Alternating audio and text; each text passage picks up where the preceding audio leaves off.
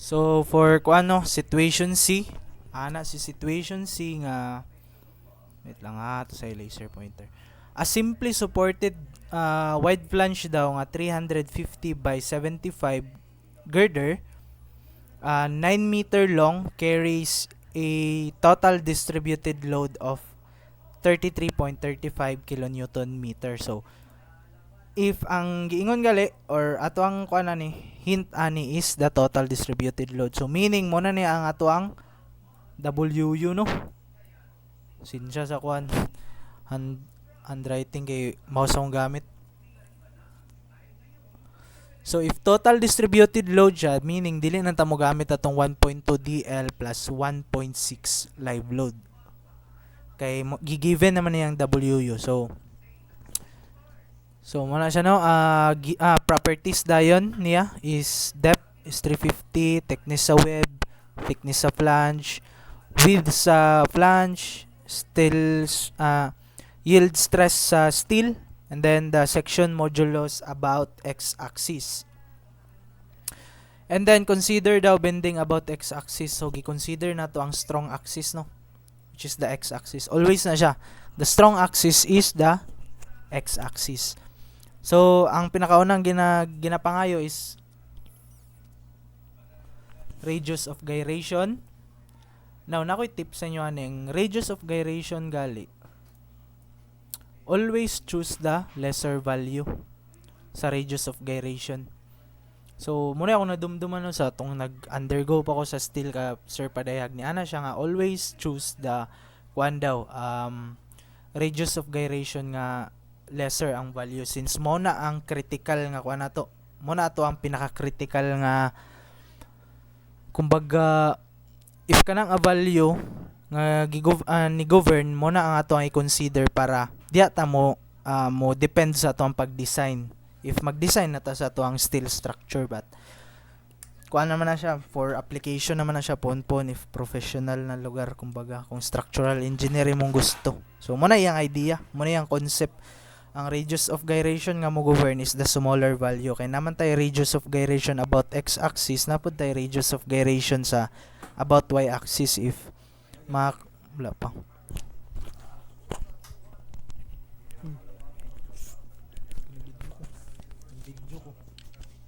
Kuan, kumbaga if makita mo kuano manual sa mga steel or list of kuan kanang mga sa wide flange C channel, makita mo na ninyo sa Google, search lang na ninyo.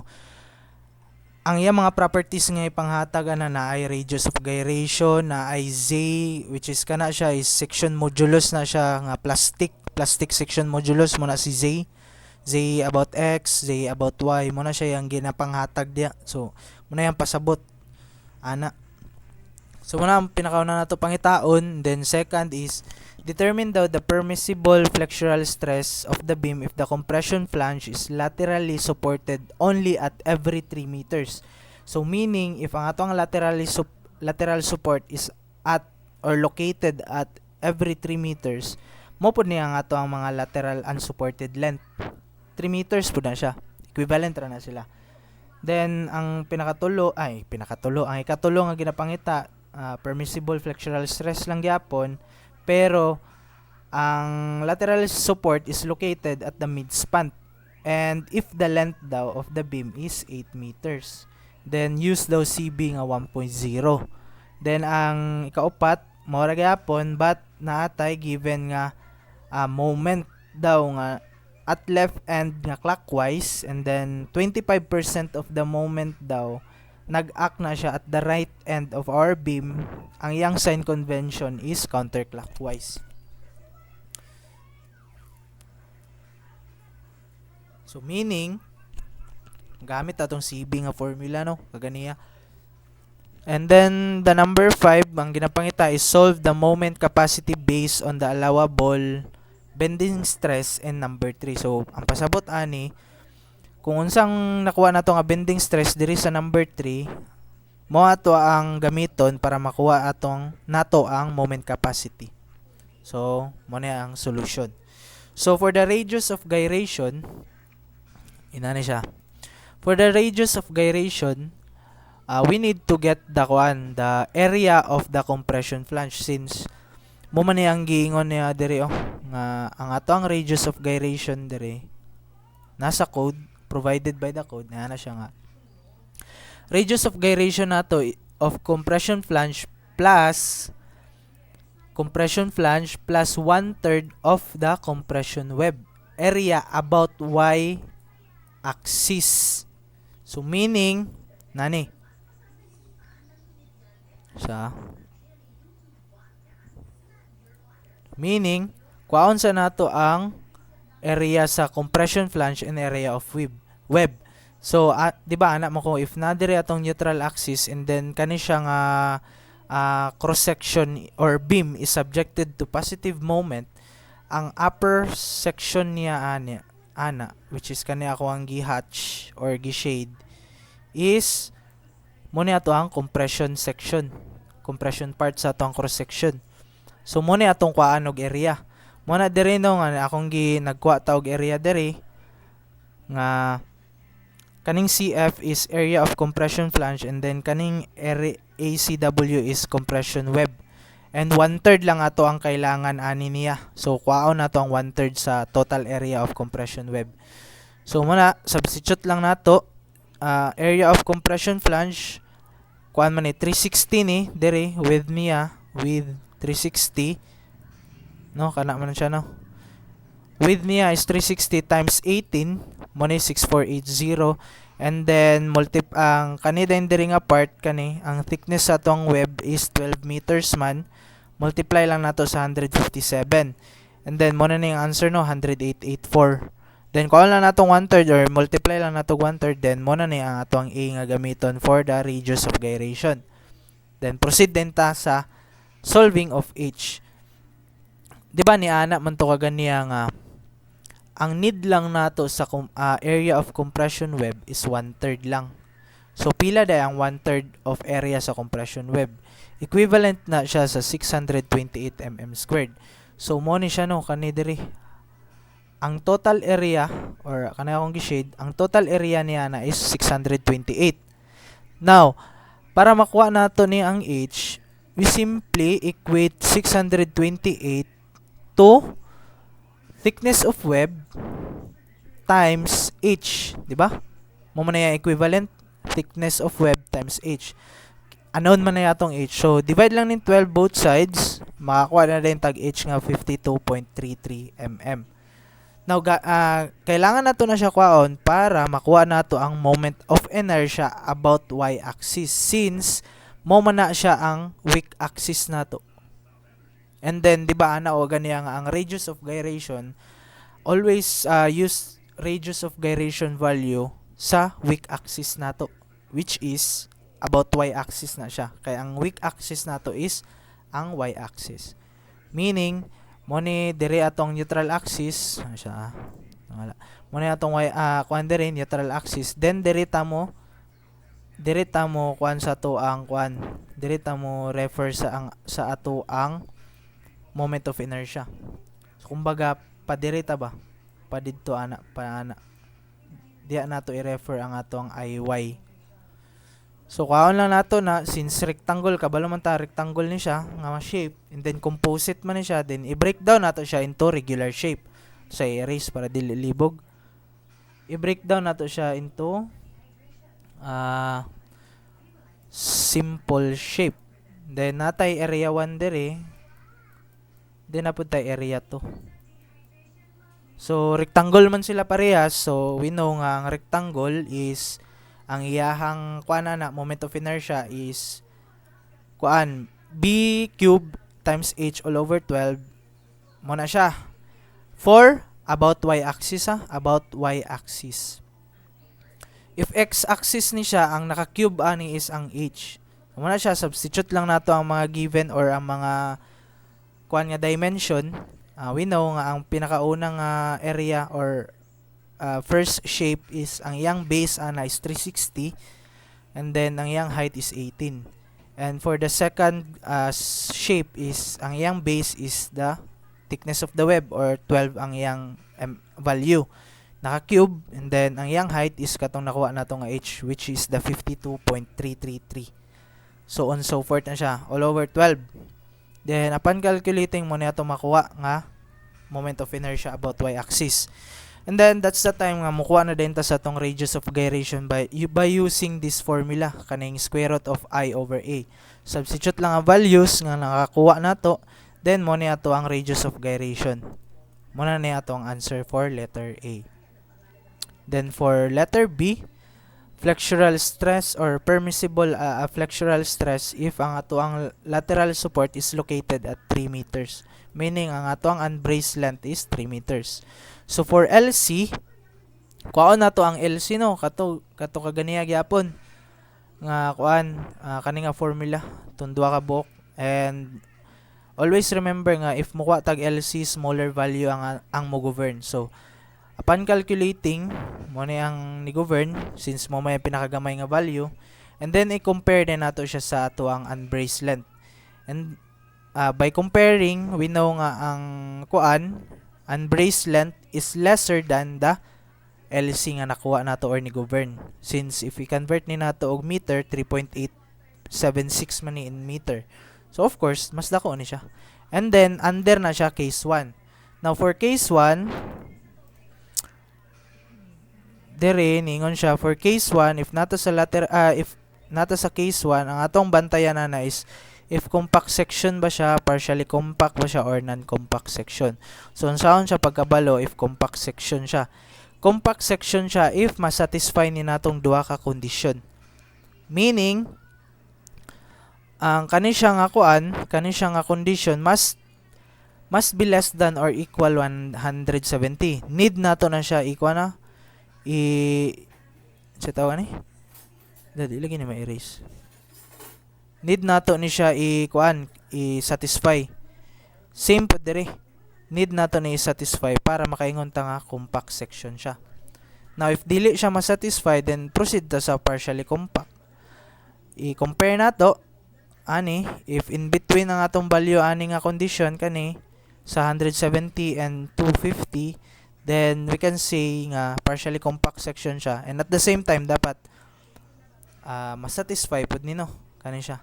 Dapat ang duha ka buok nga condition masatisfy both for compact section and partially compact. Now if patigali sa partially compact ang isa is wala na satisfy, automatic ang atong section is non-compact. So ang mo govern or atong igamit nga flexural stress ana is FB. Muna atong gamiton kani dire, no? So much for that. So na siya no, ato sang kwaon ni. And then i-compare nato sa 170. Of course, dako siya sa 170, so not okay. So dili na siya compact section since wala man niya na-satisfy ang isa ka condition. Then proceed na din ta sa kuan, partially compact section.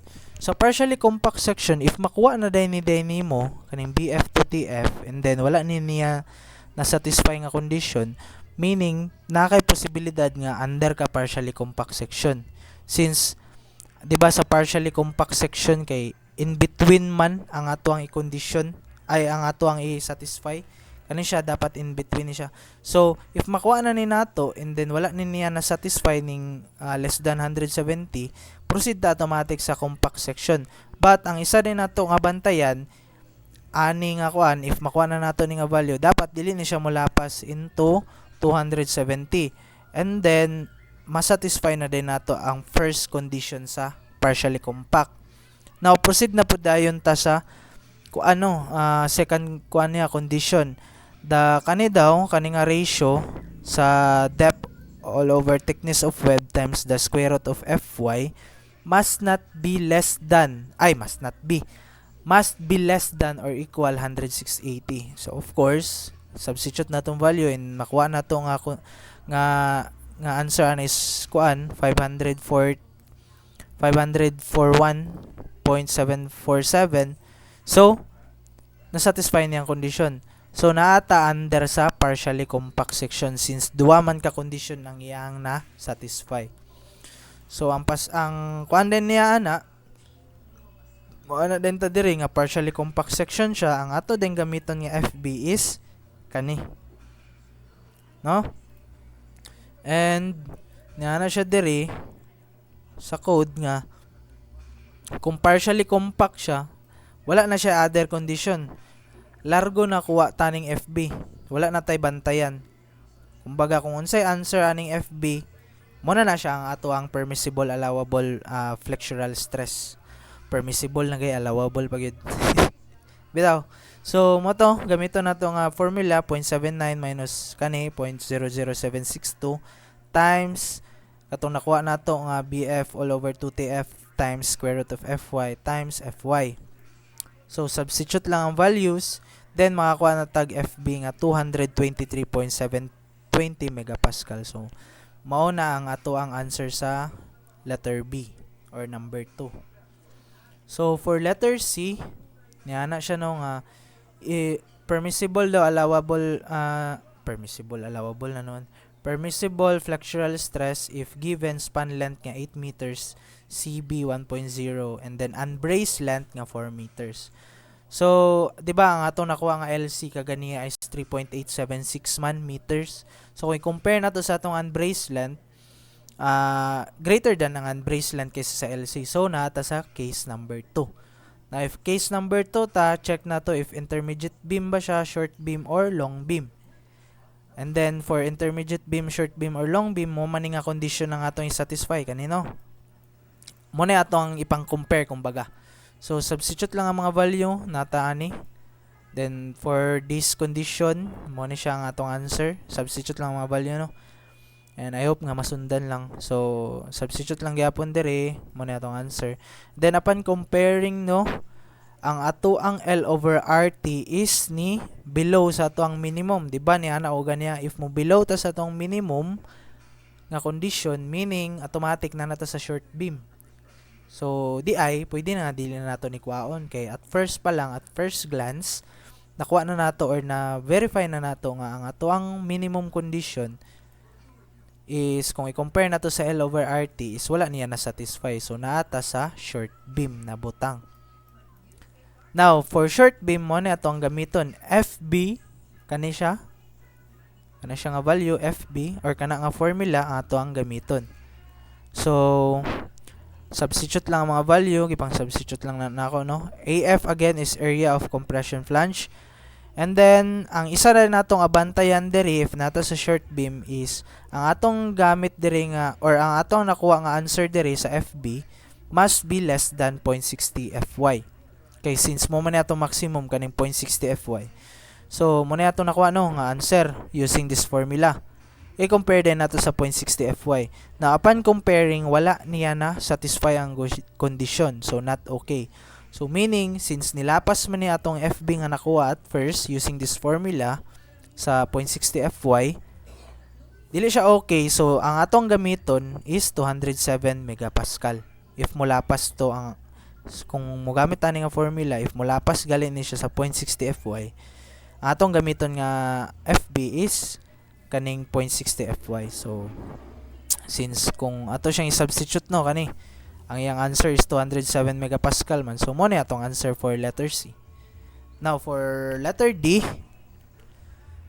di ba na naman to nga naatay moment sa left end and right end. And nano siya. So, di ba niya naman to siya nga ang sa left end is clockwise. So, mo na clockwise na siya. And then for the right end is counterclockwise. So, meaning ang atwang beam ani, if masubject ni nga moment, inani ang iyang elastic curve, inani ang porma.